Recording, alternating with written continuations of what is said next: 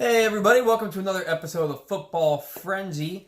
Back with us again is Adam Rothgeb. We've surely missed you over the last 5 weeks or so. In fact, it has been about 4.5 weeks since we last did a show together. If you remember, my arm was all sorts of messed up in our last video together, and we've had a solo video since then and not much else. So after the holiday hiatus, we are back to talk some Ravens football with you, some playoff football since the Ravens have a bye coming up this week in the playoffs, courtesy of that number 1 seed. Yes, sir. Well and deserved.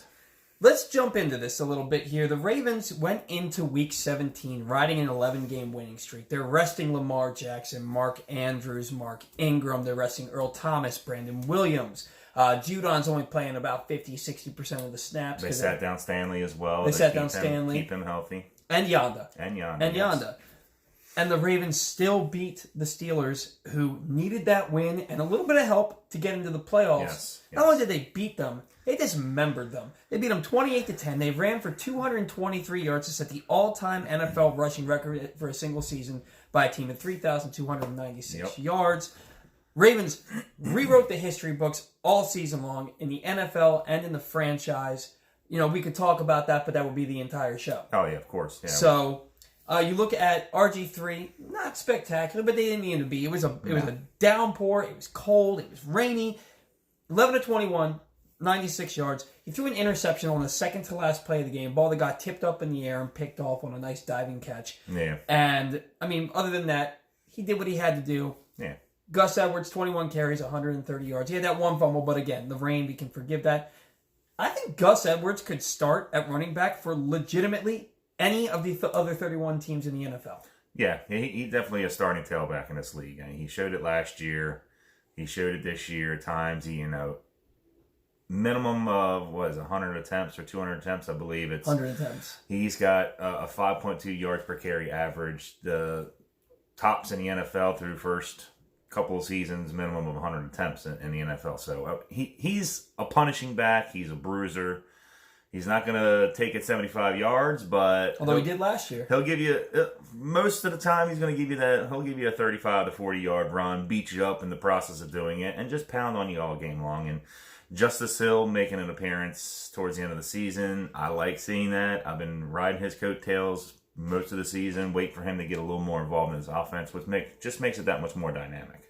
Sure enough, the 2 weeks in a row that we don't do a show are the 2 weeks in a row that Justice Hill scores a touchdown. And this guy has been begging them to get him more involved. And sure enough, when he's not doing a show for 2 weeks or 3 weeks, they get him involved and he scores his first 2 touchdowns. Maybe I should just be quiet more often, right? Huh? Well, and then speaking of Gus Edwards, just to talk about that just a little bit more, minimum of 100 attempts this year. He has the highest percentage of runs to gain positive yards of any running back in football. Not just any backup. Any running back in football, 88% of the time he's getting you positive yardage. Rarely gets tackled for a loss or a no gain. Even in the game on Sunday when he had a couple of negative yards, it was because his feet slipped out from under him, not because he got hit in the backfield. So, Ravens played a really solid game. Hayden Hurst, 2 catches, 35 yards. Now look, that's not a standout game, but when your quarterback only throws for 96 yards, that's more than a third of the yardage through the air. He had a nice one-handed grab, a nice catch in the rain. This is a guy who, look, it's probably not going to happen this year, not in the playoffs, but this is a guy I want to see him more involved in this offense next year because I think he has proven time and time again this year in his limited opportunities why he was a first-round draft pick. Yes. The guy's a stud. He catches everything thrown to him. He breaks tackles. He's fast. He's physical. I think he's a premier tight end in the making, and I want to see them get him the ball more next year. I think, it's surprising to me that, everybody's been down on him since last year, rookie year. Well, he's hurt. He got hurt at the end of training camp last year. It slowed him down, his progression all of last year. He put on a lot of weight this offseason, built that muscle mass up, 20 pounds of muscle. He is a very athletically built and athletically dominant person at the tight end position. He blocks well, he runs well, he catches well, he does everything you want out of a tight end. And I actually feel like they're going to use him a little bit more come playoff time. Because you're going to have teams keying on the key players that the Ravens obviously use most often. Mark Andrews, Hollywood Brown. Well, that's going to leave openings for Hayden Hurst to get down the field. Make some big plays here or there. He doesn't have to catch 9 balls, but he catches 3 or 4 big-time passes. That's exactly what you want out of him with the weaponry we have, the Ravens have on offense. You're looking at something that between the running game and the use of the tight ends, I think he's going to be electric in the postseason, to be perfectly honest. Well, and there could be something to that because a lot of teams keep some tricks in the bag that they didn't unleash in the regular season when they get to the playoffs. And I think you could be right. You could see more usage out of Hurst. You could see more usage out of Miles Boykin. I think that the Ravens, with that offense, especially with there being tape on them, and they could be facing an opponent for the second time in that first round of the playoffs, I think that you could be right, that there could be something more up their sleeve that we don't know about. I look forward to it. So in that game, Duck Hodges, 9 of 25. Unbelievably, less passing yards than Robert Griffin III, 95 yards. The team had 168 yards of total offense. You look at Snell, he had 18 carries, 91 yards, and a touchdown. They finally got something going with that running game. Juju Smith-Schuster, what a down year for that dude. 2 catches, 6 yards in the game. He had 42 receptions, 552 yards, and 3 touchdowns this year. After his breakout campaign last year, 111 catches, 1,426 yards, and 7 touchdowns. They expected big things out of him this year. Yes. He only played in 12 games, and he averaged less than 4 catches a game. Was there something to Antonio Brown saying, "You're nothing without me"? Or is it just a down year with basically using 3rd and 4th string quarterbacks? Now, look, there's a lot that can be said on both sides of that. Yes, it's a completely different scenario when you become the number one. When you become that apex, that guy that everybody's keen on, you have to work that much harder. And I think he figured that out this year.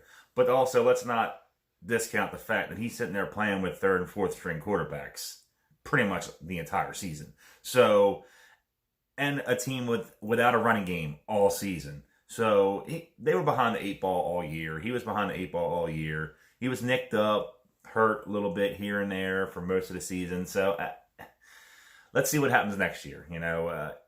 A fresh start, a healthy quarterback to start the season. Maybe they get their running game fixed over there in Pittsburgh. I don't know, but there's a little bit to be said on both sides of it. I don't want to, because Antonio Brown's just a nutcase, and we all see that. And pretty much every day you log on to Twitter, you can find that. But I think he'll be all right. I don't think he's a top flight number one. I do still think he's a number 1 receiver in this league. Well, and we're talking about Juju Smith-Schuster, that anemic offense. We're talking about Antonio Brown. And that's going to lead me into our segment of Shade. And I'm going to try and keep this quick. I have several segments of Shade that I want to talk about today, but we do have a lot of playoff stuff to talk about. Yes. So I'm going to try and be quick about this. So I have 3 segments today that I want to talk about. 1, speaking of Antonio Brown. My first segment of Shade goes to Antonio Brown and the New Orleans Saints. Okay? On the one hand, you have the Saints. Why would you bring in Antonio Brown for a workout? I get it. He's a phenomenal talent, right? Yes. But this is a guy, there are rape charges coming against him, and he tweets out last week to this girl that he is allegedly sexually assaulted. All I remember are the panties dropping. Mm-hmm. And the Saints bring this guy in for a workout. What are you thinking? You're asking for trouble just by having his name connected to your team. Then Antonio Brown, look, the Saints said, come alone. Shows up with an entourage. The Saints say, keep this private. Posts the waiver that he signed to work out with the team and was all over social media talking about it. And then he has the audacity to say, oh, this was a publicity stunt by the Saints. What? You were the one who broke all the rules that they asked you to abide by. Yep. And then the Saints, look at this guy's Twitter timeline and know that you should not be bringing him in for a workout. This guy should never play another down of football until he gets a psych evaluation and he gets heavily medicated because he is insane. Yes. Absolutely insane. Moving on. Next little segment of Shade here is to all the fans saying that Mike Tomlin should be the coach of the year. Yes, that team had no business being 8-8. No. But they're saying he did this with a 3rd and 4th string quarterback. That offense was ranked 27th in the NFL in points per game at 18.1 points per game. They were ranked 30th out of 32 teams in yards per game at under 300 yards per game. Yes. That team won because of an elite defense. You look back in history at great defenses with no offense. The Ravens in 2000, that offense was terrible, but they had a solid running game, and the defense led them to a Super Bowl title. This defense was absolutely elite. If you had any semblance of an offense, they should have been in the playoffs. And the fact of the matter is, I think that Mike Tomlin was ill-prepared for this season because James Conner is unproven. He had a great year last year, but that was 1 year. He was injured on and off all season. Yes. Led the team in rushing and had less than 500 yards rushing per game. Not prepared at the backup quarterback. That you evaluate Paxton Lynch and Mason Rudolph and then Duck Hodges, and you thought that any of them were capable of taking over your team in the chance that Roethlisberger gets hurt? And you're screwed when it doesn't happen. Exactly. Then you have unproven wide receivers beyond Juju Smith-Schuster. You traded Antonio Brown. You let Le'Veon Bell walk. You have no options in the receiving game behind Schuster. You have no options in the running game behind Connor. I think that Mike Tomlin should be nowhere near Coach of the Year candidacy because he was ill-prepared for this season. If anything happened, there was literally everything had to go right for them to be good this year, and everything went wrong, and he was not prepared. The fact that they were 8-8 is because that defense is phenomenal. You want to talk about assistant coach of the year? That defensive coordinator should be in the running. But Tomlin, nowhere near the top of the list. Moving on. Oh, I'm sorry. You have the No, I agree. He's maybe a top 10 candidate, but not a top 5. I don't think so. There are plenty of other coaches more deserving. One sits right here in Baltimore, definitely. So he's. I don't know. It's just a grab to hold on to something Steelers for the NFL because when the Steelers are good, the NFL does well. It's just the way it works. Well, and not to mention that team still should have been in the playoffs. Oh yeah. They lost to the Jets, who had the worst ranked offense in the league this year. They lost to the Jets. Yep. They couldn't beat the Ravens backups in a need to win game in the last game of the season. And they lost to the 49ers despite forcing 5 turnovers. You force 5 turnovers and you lose a football game? Sorry, you deserve to be at home with us sitting on the couch watching these games through your television set. Exactly. And then last segment of Shade, just because I think it's so utterly ridiculous. Jameis Winston, in grand style, throws his 30th interception of the year, a walk-off pick 6 in overtime against the Falcons to lose the game. Most interceptions thrown in the season since 1988. This guy is... When Vinny Testaverde threw 35 interceptions. Jameis Winston throws 30 interceptions, becomes the first player in history, 30 touchdowns, 30 interceptions, and has the audacity, I use the word again, to ask for $30 million a year. I have a future segment of Shade to any GM that gives Jameis Winston $30 million a year. You should have given him $15 million a year. He has reasons 1, 2, and 3 why the Tampa Bay Buccaneers, with the number 1 ranked rush defense and 2 of the best receivers in football, did not make the playoffs. Jameis Winston, reasons 1, 2, and 3. That's all I have to say about it. The guy he shouldn't even be in the league, in my opinion. If a GM gives him $30 million, I need to be on the couch next to Antonio Brown getting their psych evaluation. Absolutely. And you talk about somebody who has no conscience. You hear about 3-point shooters. Oh, they keep missing. Just keep shooting. They're going to start falling. That's all this dude does. Hell, I just threw another interception. Hell with it. I'm just going to keep throwing the ball and see what happens. I've never seen anything like it. In a game 2 weeks ago that you know, I mean, their season was basically over, but they're trying to salvage it, you know, at an 8-8 and 9-7 season. In his first 11 passes, he threw 3 interceptions. The first 2 interceptions of which were returned for a touchdown, and one of them was negated because of a holding penalty. Yeah.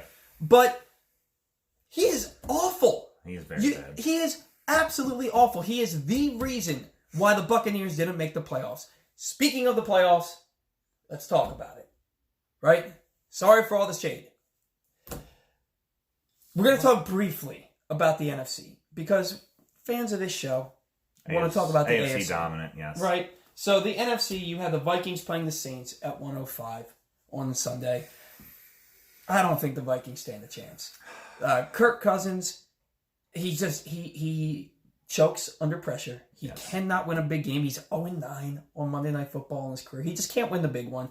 The Saints, the way that they've been eliminated from the playoffs the last 2 years, that bogus non-call and pass interference against the Rams in the AFC Championship game last year, the Minnesota Miracle the year before that, on the last play of the game, the walk-off win, the Saints are on a mission. The Saints are Super Bowl or bust this year, and they're not losing to the Vikings in the first round of the playoffs. No, definitely not. The Vikings, they're hoping and praying Dalvin Cook is as close to 100% you could possibly get, and that's the only chance they really stand, is if Dalvin Cook just absolutely goes off for them. But, real quick, because this is kind of a lighthearted segment from me of shade to the NFL and your promotional department. When you release a video montage about your playoffs that are upcoming, and you blatantly leave out 2 teams off the promotional video, the Vikings won, which, okay, they're the Vikings, they're the lowest seed, blah, blah, blah, blah, blah. But you left off the Eagles as well. The Eagles are a Super Bowl champion from just a couple of years ago. How do you leave off 2 teams? How do you leave off 2 teams, and the NFC for one, which is has been the most dominant of conferences this year?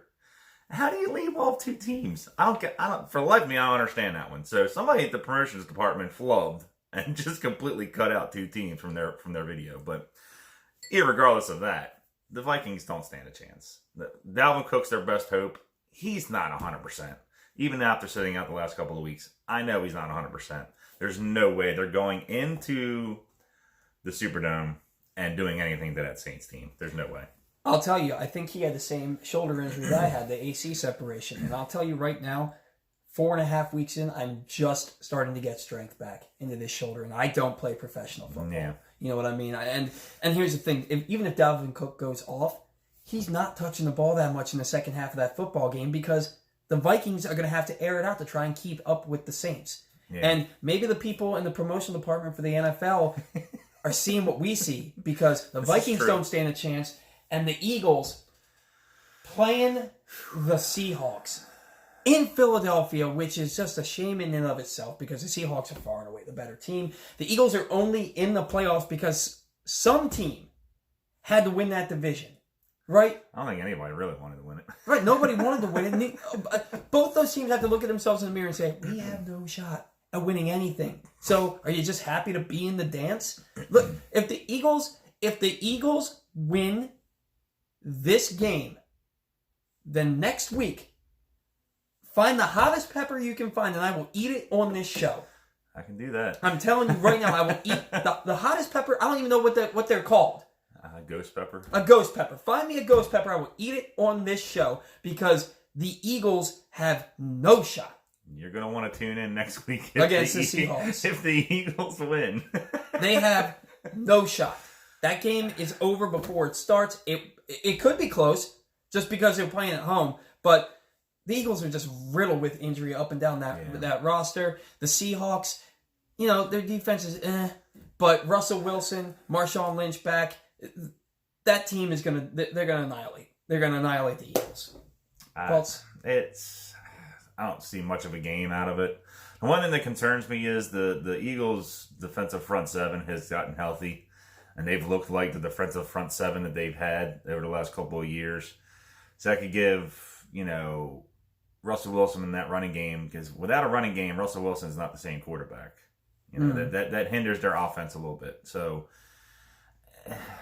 there's an outside chance that they give them a game, but I'm still picking the Seahawks in that one. Yeah, I particularly don't think it's going to be close. So, all right. Let's move on to the AFC, what everybody really wants to talk about 19 minutes into the show. Sorry, folks. Hey. Patriots lose to the Dolphins on Sunday. And the Bills are kicking themselves for not finding a way to win that game the week before. Oh, yeah. Because then they're playing the Jets. You would have never imagined that the Patriots would lose to the Dolphins. But if the Bills had won that game last week, and then they come in and they play the Jets, knowing that the Patriots lost. The Bills are your division champions. They're the 3 seed, and the Patriots have to go on the road for the playoffs. Yep. Still, they get leapfrogged by the Chiefs because they lost to the Dolphins. Chiefs are the 2 seed, get that first round bye, which doesn't bode well necessarily for the Ravens, but we'll talk about that in a little bit. And now, for the first time since the 2009 season, the Patriots have to play on Wild Card Weekend. Yep. And they're inviting the Titans into their stadium. The Titans deserve to be in the playoffs. Yes. Okay. Since Ryan Tannehill took over that team, they are 7-3. They are one of the 6 best teams in the AFC. It would have been a travesty for the Steelers to make it in over them, or the Raiders, for that matter, to make it in over them. Good for the Titans. They handled business at home against primarily backups with the Texans. But they did what they had to do. They won the game that was on their schedule that they needed to win to get into the playoffs. They had the NFL's top running back, Derrick Henry, 211 yards, 3 touchdowns in that season-deciding victory on Sunday. Led the NFL with 1,560 yards. Tied for the NFL lead with 16 touchdowns. The dude is a monster. Yeah, he's an absolute monster. Then you look at A.J. Brown. He's probably going to be your offensive rookie of the year. Yeah, definitely. Right? This is a guy, 52 receptions, 1,051 yards, 8 touchdowns, and he was an absolute force down the stretch. Over 100 yards receiving in 4 of his last 6 games. Yes. 5 of his 8 touchdowns in those last 6 games. He helped Derrick Henry and Ryan Tannehill carry that team into the playoffs. Ryan Tannehill, the NFL's highest-rated passer this year, 117.5 quarterback rating for Ryan Tannehill. I've always liked Tannehill. I've always thought that he was a better player than people gave him credit for. This season came out of nowhere. It has. He's earned himself a $30 million contract. Mm-hmm. So Absolutely. Somebody's going to give it to him, whether it's the Titans, who I honestly believe they should. Now, I still wait for Tannehill to revert back to being Tannehill from Miami Dolphins days. He was. You look at his numbers. He was pretty solid in Miami. He had good numbers, but he always seemed to make that big mistake. Yeah, that's true. And that's the thing that it's the Kirk Cousins thing. Mm-hmm. Great numbers, but you always make that big mistake in the most inopportune time. Is Tannehill going to be able to avoid that when it's playoff time, when it's crunch time, when it's I have to make this throw because this is going to make or break this game, this moment. He hasn't been able to do it throughout his career. We'll see what happens in Gillette because it's just a different ball game when you go up there playoff time. And you mentioned since 2009, we all remember what happened in 2009 as Ravens fans going up the Gillette. Something like 82 yards. 80 yards to the house. Ray Rice first play of the game. Tom Brady turns the ball over 4 times. Ravens run away with a victory there. We didn't really have to do a whole lot after that first quarter. Yeah. Now, you look at the Patriots. Tom Brady had his worst statistical season since 2006. Oh, yeah. He threw for 4,057 yards. He threw 24 touchdowns, 8 interceptions. His 24 touchdowns, though, were, if you'll excuse me, I have to look at my notes here, the fewest touchdowns since 2006. Lowest touchdown percentage of his career. Only the 4th time in his entire career his completion percentage was less than 61%. Yeah. Now, look, he didn't have a lot around him. But how many times did Tom Brady not have a lot around him pre-2007? And was still going out there and winning Super Bowls and getting to AFC Championship games. Yeah. Is it the lack of a supporting cast, or is it father time?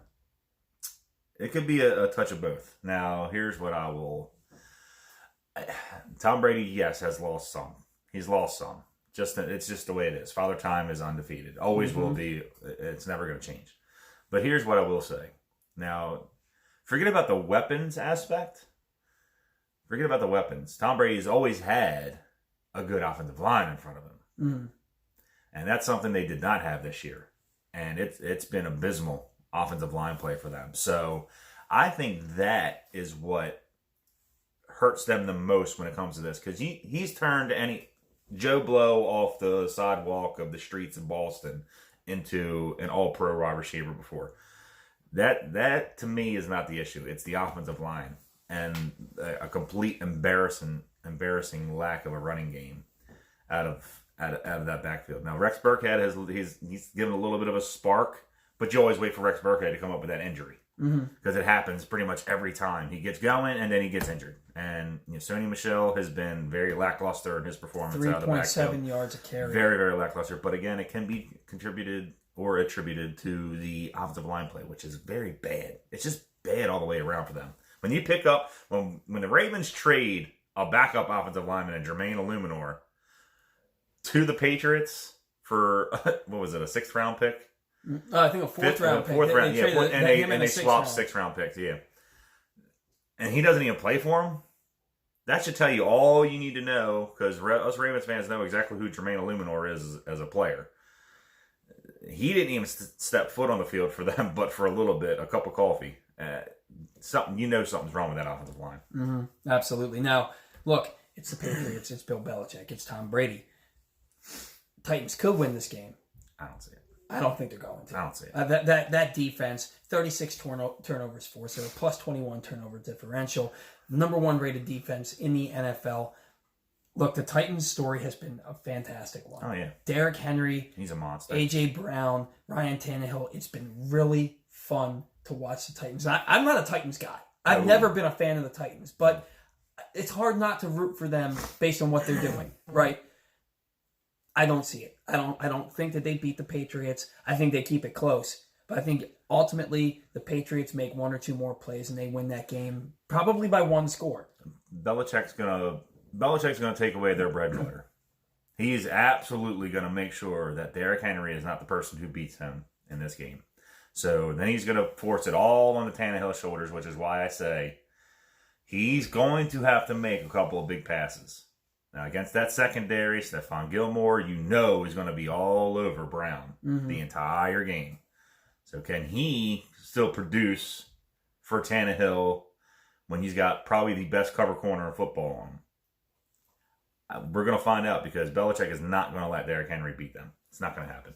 He'll put 9 in a box to make sure that doesn't happen. Right, and then force Tannehill to prove if he's really the top-rated passer. You got to throw it. The next game. The 4:35 game Saturday, the Bills play the Texans. It's actually the first game of the day, but it's not what we're thinking about right now, because the Patriots are always the marquee matchup. Yes. Right? So you got Bills at Texans. Josh Allen, 3,089 yards, 20 touchdowns, 9 picks, 510 rushing yards, 9 touchdowns. He's going up against Deshaun Watson, who, 3,852 yards, 26 touchdowns, 12 interceptions. Ran for 413 yards himself and 7 touchdowns. Mm-hmm. Okay, 2 pretty mobile quarterbacks. No Lamar Jackson. No. 2 very mobile quarterbacks, very good quarterbacks. John Brown, receiver for the Bills, had a really nice career resurgence here. Had a career-high 72 receptions for a career-high 1,060 yards. Only the second time ever over 1,000 yards since he came in the league in 2014. 6 touchdowns. Yep. After that, they don't really have much. The Bills team was carried by their defense this year. Oh, yeah. And then you look at what the Texans have. Will Fuller got back to practice today. J.J. Watt's coming back. Carlos Hyde was over 1,000 yards. The team as a whole averages over 4.5 yards a carry. Deshaun Watson was a midseason MVP candidate before he kind of fell off a little bit after that terrible performance against the Ravens. Yes. That'll happen. Of course. You look at the Bills. They are 1-4 this year against playoff teams, including getting blown out by the Eagles, who didn't seem to want to win anything this year. No. All right, their one signature win this year, their one win against the playoff team this year was against the Titans the last time that Marcus Mariota started. Yep. So, I'm sorry, the second to last time he started, they beat him 14-7. So that was pre-Tannehill, pre-Derrick Henry just going bananas. Yep. Okay? Signature win against the 8-8 Dallas Cowboys, who missed the playoffs and probably going to fire their coach. Not fire him, but not renew him. I think he's getting a contract extension. Oh man, I don't see it. Second meeting in 2 days. Yeah, I think that's just. I just think that's out of respect because he's been there so long, and he was a backup quarterback for them back in the day. The thing that I really look at with the Bills, yeah, they won 10 games, but their 10 wins, and we're including the Dolphins twice in this, are against opponents who are combined 58 and 102 this year. 58 and 102. That's like a .330 winning percentage. It's bad. I don't think the Bills have staying power. I think this is a 6-10 team from last year. They got lucky with a last place schedule, beat the teams that they were supposed to beat, and couldn't do much else against any other good football team this year. And I think that they're one and done in the playoffs. This is an interesting game for me. The Bills they're kind of a feel-good story. Buffalo, northern part of New York, cold, bitter cold. City doesn't really move your needle on the radar because, it's so far out of the way. And, my oldest brother was a Buffalo Bills fan before the Ravens came to town and stuff, so I'm familiar with the likes of their history. it's a feel-good story to have Buffalo back in it and be involved and be around the playoffs. And they got some pieces. I like Devin Singletary in the running game. I like Devin Singletary a lot. The thing for me with Houston, J.J. Watt's coming back. You said Will Fuller's practicing. Well, Will Fuller's going to get hurt in the first 5 plays of the game. That's what he does. He's gonna pull a hamstring, pull a groin, strain a calf, and you can't even count on Will Fuller. He's that player that is always going to leave you hanging, wanting more because of what he can do with his speed going deep. The Texans have the same issues in the playoffs. They just don't seem to rise to the occasion. They haven't done it yet. And an interesting note that every time the Texans for the last, 6 years that they've made the playoffs, they've been the opening game every year for the playoffs. I don't know if it's done by design or just happenstance, but how has a team always get the opening game of the playoffs kickstarted? Well, they never put themselves in a position to be a marquee team, to be the marquee matchup. Because they don't make that big play or have that big win in the playoffs that pushes them to want to be. So they've got to make their mark. Deshaun Watson's got it. If he wants to be that elite level quarterback, which I think we all believe he can be because he's got the talent. Mm-hmm. He's got to make that. He's got to make it work for him. He's got to make that big play. He's got to win this game. If he loses this game at home against the Bills, who are a good team, but I don't think they're ready for the stage yet. Really solid defense. If they lose this game, O'Brien's got to go. Bill O'Brien's got to go. I'm sorry. He's just fumbling all over himself with all this talent on that team, and something's got to change. I don't disagree with you. I think coaching change if the Texans don't advance in the playoffs, because I don't think they've ever advanced in the playoffs. I think they've been one and done every year they've been there. You may be right. Still, I don't think that happens because I think the Texans beat the Bills. Now look, the Bills played the Patriots solid twice. Okay, they played the Ravens very solid this year. Yes. But they were 0-3 in those games. Okay? The Texans aren't the Ravens. The Texans, even though the Texans beat the Patriots, the Texans don't have the pedigree when it comes to the playoffs that the Patriots have. Even still, I think we're looking at a Ravens-Texans matchup in the divisional round of the playoffs. And look, the show's just about over. We're not going to speculate too much because a lot can happen. Titans can win, and the Ravens would invite the Titans into M&T Bank Stadium.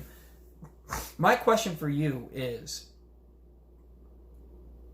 what are the Ravens? The Ravens, if we're thinking it's going to be Ravens-Texans. Ravens beat them, 45-6?